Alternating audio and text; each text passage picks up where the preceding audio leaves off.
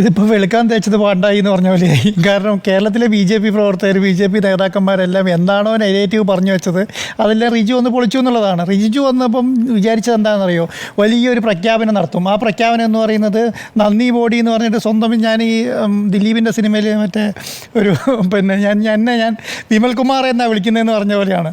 അതുപോലെ ഒരു പ്രഖ്യാപനം നടത്താൻ വേണ്ടിയിട്ടാണ് ഇവിടെ വന്നത്. പക്ഷേ ഒരു പ്രഖ്യാപനവും നടന്നിട്ടില്ല എന്നുള്ളതാണ്. നടന്നത് എന്താണെന്നറിയോ, എന്താണ് റിജിജു എന്ന് പറഞ്ഞെന്നറിയോ, ഈ മുനമ്പത്തുണ്ടായതുപോലെ സംഭവം ഇനി ആവർത്തിക്കില്ല. മുനമ്പത്തെ ഭൂമി കൈമാറ്റം ചെയ്യപ്പെട്ടു, ഇത് വഖഫിനെതിരാണ്. ഹൈക്കോടതി ഉത്തരവിനെതിരെ പുതിയ നിയമപ്രകാരം സുപ്രീം കോടതിയെ സമീപിക്കാം. സർക്കാർ ഭൂമി ഈ സംസ്ഥാന സർക്കാർ തുടർ നടപടി സ്വീകരിക്കണം. എറണാകുളം കളക്ടറോട് മുനമ്പം രേഖകൾ പരിശോധിക്കാൻ പറയണം. സർക്കാരിനെതിരെ നിർദ്ദേശിക്കണം. മുൻപം പ്രശ്നം ആഴത്തിൽ അസ്വസ്ഥപ്പെടുത്തി ഉത്തരവാദിത്തപ്പെട്ട സർക്കാർ എന്ന നിലയിൽ നിർണായക നടപടി സ്വീകരിച്ചു വരുന്നു എന്നൊക്കെ പറഞ്ഞിട്ട് വലിയ കാര്യമാണ് പറയുന്നത്. അപ്പോൾ എന്താ അതിൻ്റെ അർത്ഥം? കേരള സർക്കാർ ചെയ്തത് എന്താണ്? കേരള സർക്കാർ ഒരു കമ്മീഷൻ നിയോഗിച്ചു. ഈ റിജിജു പറഞ്ഞ കാര്യം നേരത്തെ ചെയ്തിട്ടുണ്ട്. ഒരു കമ്മീഷൻ നിയോഗിച്ചിട്ട് അവിടുത്തെ എന്താ പ്രശ്നങ്ങൾ പഠിക്കാൻ വേണ്ടി നിശ്ചയിച്ചു. അത് ഹൈക്കോടതി പോയി, ഹൈക്കോടതി കമ്മീഷൻ വേണ്ട എന്ന് പറഞ്ഞു. അതിനുശേഷം ആ സ്റ്റേ ചെയ്ത്, ഡിവിഷൻ ബെഞ്ച് സ്റ്റേ ചെയ്ത് ഇപ്പോൾ കമ്മീഷൻ ഉണ്ട്. ഇപ്പോൾ ആ കമ്മീഷൻ ഉണ്ട്. അപ്പം കേരള സർക്കാർ ചെയ്തതാണ് നല്ല നടപടി എന്നുള്ളത് റിജിജു എന്ന് പറയുകയാണ് ഇപ്പോൾ ചെയ്തിട്ടുള്ളത്. അപ്പോൾ സത്യം പറയേണ്ടത് BJPക്കാർ എന്താണ് വിചാരിച്ചിരുന്നത്?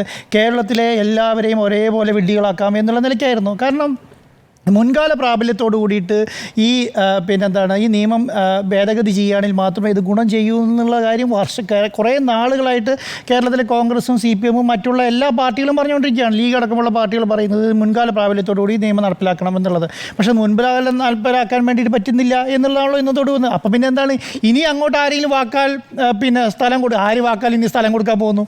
ആരെങ്കിലും ഇനി പണ്ട് കാലങ്ങളിൽ വാക്കാൽ വഖഫിന് സ്ഥലം കൊടുത്തതുപോലെ അല്ലെങ്കിൽ ദാനം കൊടുത്തതുപോലെ ഇന്നത്തെ കാലത്ത് ആരാണ് വാക്കാൽ ദാനം കൊടുക്കാൻ പോകുന്നത്? എല്ലാ രേഖകൾ വേണം, രേഖ അടിസ്ഥാനത്തിൽ മാത്രമേ ഉള്ളൂ. അപ്പോൾ ഒട്ടും ഉത്തരവാദിത്തത്തോടെ അല്ലാത്ത ഒരു സംവിധാനമാണ് ശരിക്കും ചെയ്തിട്ട്. എന്താണ് ഞാൻ വിചാരിക്കുന്നത് എന്താ പറയുക, കേരളത്തിലെ മാധ്യമപ്രവർത്തകരുടെ മുന്നിൽ റിജിജു വീണുപോയി എന്നുള്ളതാണ് സത്യം. എന്താണ് കാരണം ഇതുപോലെയുള്ള ചോദ്യങ്ങൾ പ്രതീക്ഷിച്ചില്ല, ഇതുപോലെ മറുപടി പറയേണ്ടി വരും എന്ന് പ്രതീക്ഷിച്ചിട്ടില്ല, അതുപോലെയുള്ള കാര്യങ്ങളൊന്നും പ്രതീക്ഷിച്ചിട്ടില്ല. ഇവിടെ എന്താണ് വന്നത്? ഇവിടെ വന്നത് മറ്റുള്ള ഗുജറാത്തിലും മഹാരാഷ്ട്രയിലും ആന്ധ്രാപ്രദേശിലൊക്കെ പോയിട്ട് പ്രസംഗം നടത്തുന്ന പ്രസംഗം നടത്തി കയ്യൊക്കെ വീശി കാട്ടി മോദി നന്ദി എന്നൊക്കെ പറഞ്ഞ് തിരിച്ചു പോകാമെന്നാണ് വിചാരിച്ചത്. പക്ഷേ ഒന്നും നടന്നിട്ടില്ല. ഇപ്പം എന്താ നടന്നത്? കറക്റ്റായാലും കേരളത്തിലെ മാധ്യമപ്രവർത്തകർ കറക്റ്റായി ചോദ്യം ചോദിച്ചു, ഇത് എങ്ങനെ നടപ്പിലാക്കും, ഏത് ഭേദഗതിയാണ് മുനമ്പത്ത് ഗുണം ചെയ്യുക എന്ന് ചോദിച്ചു. അതോടുകൂടി തീർന്നു. പിന്നെ ഒറ്റ ചോദ്യത്തിന് മുന്നേ തീരാവുന്നതേ ഉണ്ടായിരുന്നുള്ളൂ. കുറേ നാളുകളായിട്ട് BJP കെട്ടിപ്പൊക്കിക്കൊണ്ടെന്ന് നെഗറ്റീവ് എന്നുള്ളതാണ് എൻ്റെ അഭിപ്രായം. അപ്പോൾ ഇനി എന്താണ് കേരളത്തിലെ സംബന്ധിച്ചിടത്തോളം, മുനമ്പത്തെ നിവാസികളെ സംബന്ധിച്ചിടത്തോളം അവർ ഇത്രയും നാളും ചെയ്തുകൊണ്ട് വന്ന പണി ഇനിയും തുടരുക എന്നുള്ളതല്ലാതെ ഒന്നും ചെയ്യാനില്ല. ഈ നിയമ ഭേദഗതിയും കൊണ്ട് ഒന്നും സംഭവിക്കുന്നില്ല എന്നുള്ളതാണല്ലോ. അപ്പം അവരെ സംബന്ധിച്ചിടത്തോളം കേരളത്തിൽ ഇനി ഏതെങ്കിലും ഒരു വഖഫ് ഭേദഗതി ഒരു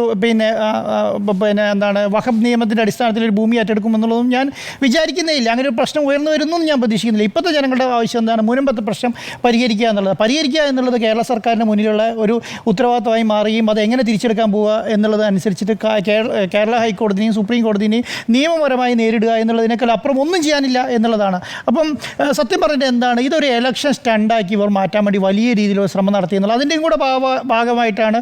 കാരണം ഇന്ത്യയിൽ വേണ്ടിയുള്ള നിയമം പാസ്സാക്കിയിട്ട്, ഒരു ഭേദഗതി പാസ്സാക്കിയിട്ട് എന്തിനാ റിജിജു എന്ന് പറയുന്ന ന്യൂനപക്ഷ മന്ത്രി ഈ മുനമ്പത്തേക്ക് വരുന്നത്?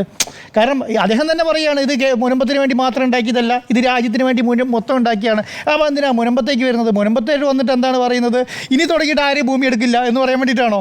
കാരണം അവിടെ അനുഭവിക്കുന്ന ആൾക്കാരെന്ന് പറയുന്നത് അവരുടെ കയ്യിൽ ഇപ്പോൾ നീതി എടുക്കുന്നില്ല, അവർക്കിപ്പോൾ ലോൺ എടുക്കാൻ കഴിയുന്നില്ല, കുട്ടികളെ പഠിപ്പിക്കാൻ കഴിയുന്നില്ല, അവരുടെ സ്ഥലത്തിന് നമ്പർ കിട്ടുന്നില്ല, വീടിന് നമ്പർ കിട്ടുന്നില്ല. ഇപ്പോൾ അനുഭവിക്കുന്ന ദുരിതങ്ങളിൽ നിന്ന് രക്ഷിക്കാമെന്നും എന്നുള്ള സംവിധാനത്തിനാണ് അവരുടെ മുമ്പിൽ കിട്ടിയ ഒരു കച്ചിത്തുരുമ്പ്. കേന്ദ്ര സർക്കാർ നരേന്ദ്രമോദിയാണ്, റിജിജു എങ്കിൽ റിജിജു എന്ന് വിചാരിച്ചിട്ട് നിന്നതാണ്. അവരെ സംബന്ധിച്ചിടത്തോളം കുറ്റം പറയാൻ പറ്റില്ല. കാരണം ആരാണോ അഭയം തരുന്നത്, ആരെ കൂടെയാണ് നിൽക്കുന്നത് അവർക്ക് അറിയില്ല സത്യം പറയാൻ. അവരെ സംബന്ധിച്ചിടത്തോളം അവിടെ കിടപ്പാടം ഇല്ലാതാവുന്നു, അവർക്ക് താമസിക്കാൻ സൗകര്യം ഇല്ലാതാവുന്നു, അവർ വലിയ നിലയില്ലാ കാര്യത്തിലേക്ക് വീണ് പോവുകയാണ്. അപ്പം അവരെ സംബന്ധിച്ചോ സാധാരണക്കാരായ ആൾക്കാരാണ്. അവരെ സംബന്ധിച്ചിടത്തോളം ഇതുപോലെയുള്ള വലിയ രാഷ്ട്രീയ കുബുദ്ധികൾ ആലോചിക്കുന്ന ബുദ്ധി ഒന്നും അവരുടെ മനസ്സിലില്ല. അവരുടെ മനസ്സിൽ ഇതുപോലെ ഒരു മുനമ്പത്തെ വെച്ചിട്ട് കേരളത്തിലെ രാഷ്ട്രീയത്തെ തിരിച്ചു കളയാം, ക്രിസ്ത്യൻ സമൂഹത്തെ മൊത്തം തിരിച്ചു കളയാം, ക്രിസ്ത്യൻ സമൂഹത്തിൻ്റെ മൊത്തം വോട്ടുകൾ BJPയിലേക്ക് കൊണ്ടുപോയി കളയാം, അങ്ങനെയുള്ള ഒരു വലിയ നെഗറ്റീവായിരുന്നു ഇവർ ശ്രദ്ധിച്ചത്. അതെല്ലാം പൊളിഞ്ഞടുങ്ങി എന്നുള്ളതാണ് റിജിജു വന്നതോടെ സംഭവിച്ചിട്ടുള്ളത്. അപ്പോൾ ഞാൻ വിചാരിക്കുന്നത് എന്താണെന്ന് പറഞ്ഞാൽ, റിജിജുയുടെ വരവോട് കൂടിയിട്ട് മുനമ്പവുമായി ബന്ധപ്പെട്ട കാര്യത്തോടുകൂടിയും ക്രിസ്ത്യൻ സമുദായവുമായി ബന്ധപ്പെട്ട കാര്യത്തോടുകൂടിയും കേരളത്തിലെ ഇലക്ഷനുമായി ബന്ധപ്പെട്ട കാര്യത്തോടുകൂടിയും BJPയുമായി ബന്ധപ്പെട്ട കാര്യത്തിൽ എല്ലാത്തിനും തീരുമാനമായി. ഒരു കാര്യത്തിനും തീരുമാനമില്ല. ഇനി അതിനേക്കാളും വലിയ പ്രശ്നമുണ്ട്. ആരാണ്?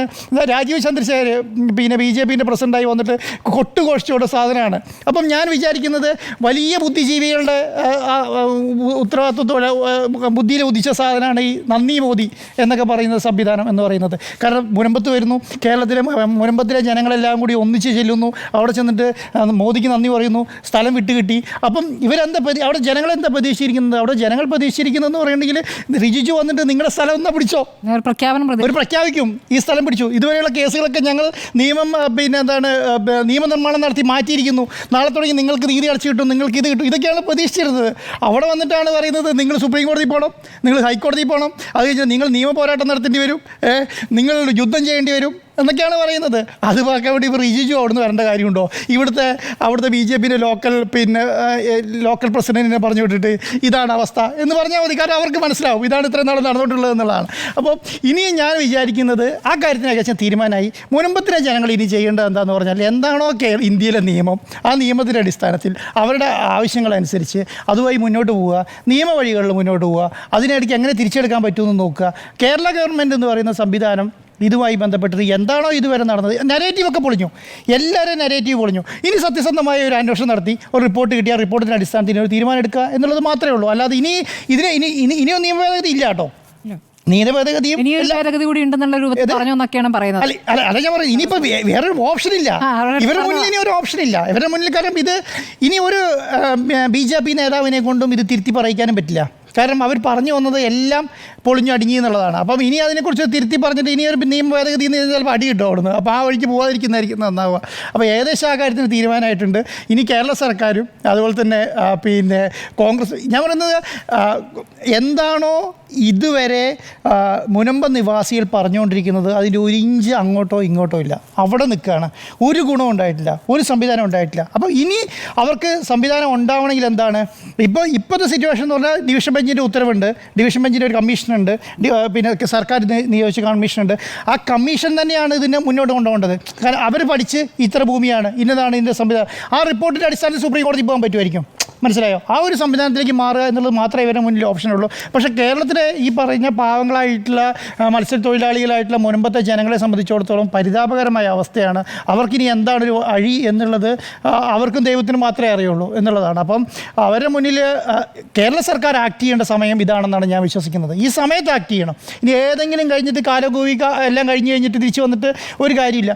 ഇന്നലെയും നാളെ ആക്ട് ചെയ്യണം. അതിനനുസരിച്ച് അവർക്ക് അവരുടെ മുന്നിൽ എന്താണ്, അവരുടെ മുമ്പിൽ കെട്ടിപ്പൊക്കിക്കൊണ്ടിരുന്നുള്ള എല്ലാ കോട്ടകളും പൊളിച്ചടുക്കിയിട്ടുണ്ട്. അപ്പോൾ അതുകൊണ്ട് ഇനി നാളെ ആക്ട് ചെയ്തിട്ട് എന്താണ് കേരള സർക്കാരിൻ്റെ നിലപാട് ഇതിൻ്റെ കാര്യത്തിൽ, ഇതുമായിട്ട് എങ്ങനെ മുന്നോട്ട് പോകും, ഏത് രീതിയിൽ തീർക്കും എന്നുള്ള കാര്യത്തെക്കുറിച്ച് പറയണം എന്നുള്ളതാണ് എൻ്റെ അഭിപ്രായം. അപ്പം മുനമ്പം വോട്ട് വഴിയാണോ എന്ന് ചോദിച്ചാൽ മുനമ്പം വോട്ട് വഴിയാണ് എന്നുള്ളത് തന്നെയാണ് എൻ്റെ അഭിപ്രായം.